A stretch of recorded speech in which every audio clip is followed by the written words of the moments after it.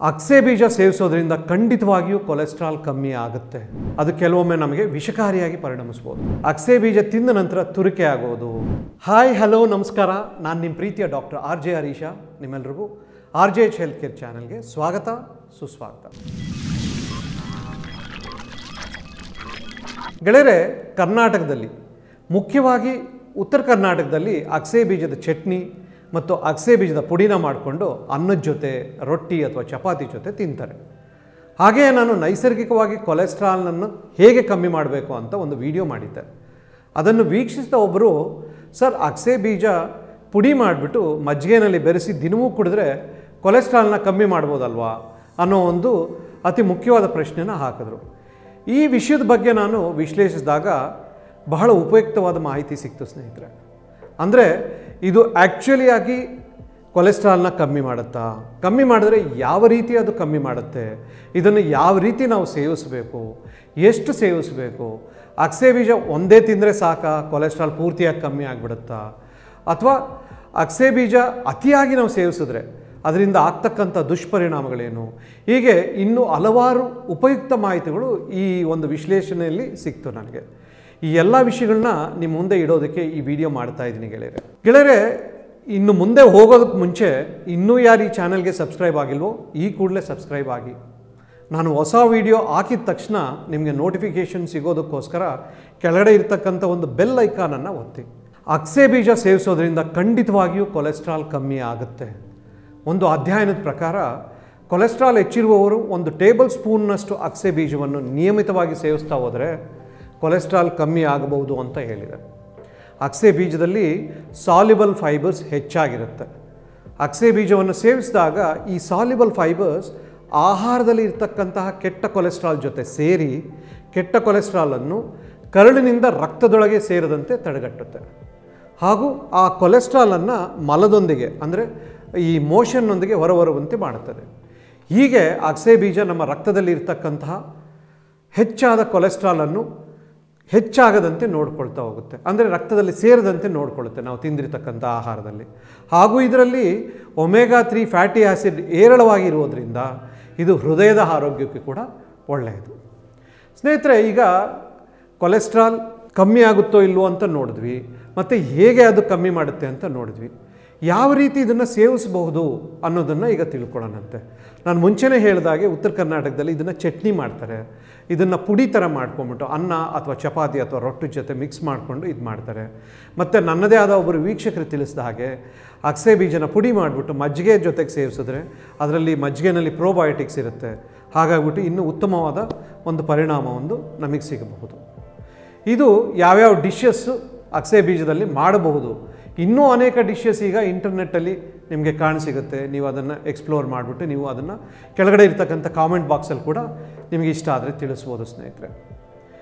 ಈಗ ಮುಂದೆ ಅತಿಯಾದದ್ದು ಅಮೃತ ವಿಷವಾದಂತೆ ಅಗಸೆ ಬೀಜ ಸೇವಿಸೋದು ತುಂಬ ಒಳ್ಳೆಯದು ಅಂತ ಹೇಳಿಬಿಟ್ಟು ಸಿಕ್ಕಾಬಿಟ್ಟೆ ತಿಂದರೆ ಅದು ಕೆಲವೊಮ್ಮೆ ನಮಗೆ ವಿಷಕಾರಿಯಾಗಿ ಪರಿಣಮಿಸ್ಬೋದು.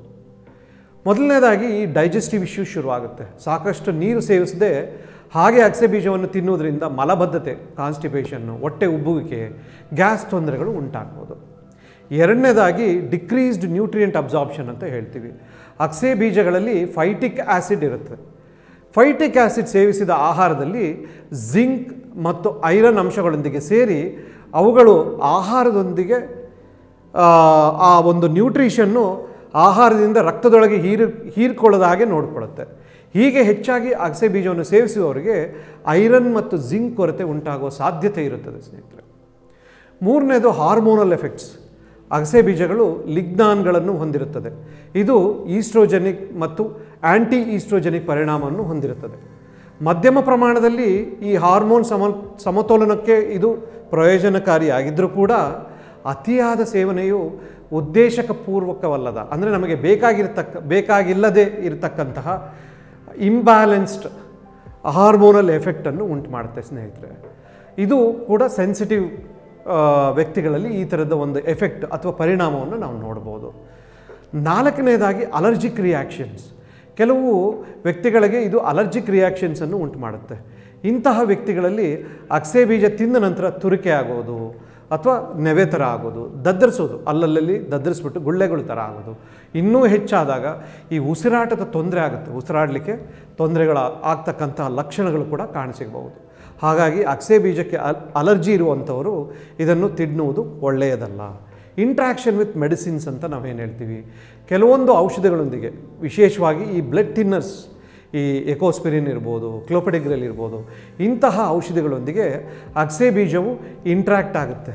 ಇಂತಹ ಸಂದರ್ಭದಲ್ಲಿ ಔಷಧಿಗಳ ಪರಿಣಾಮಗಳಲ್ಲಿ ಏರುಪೇರು ಉಂಟಾಗಬಹುದು.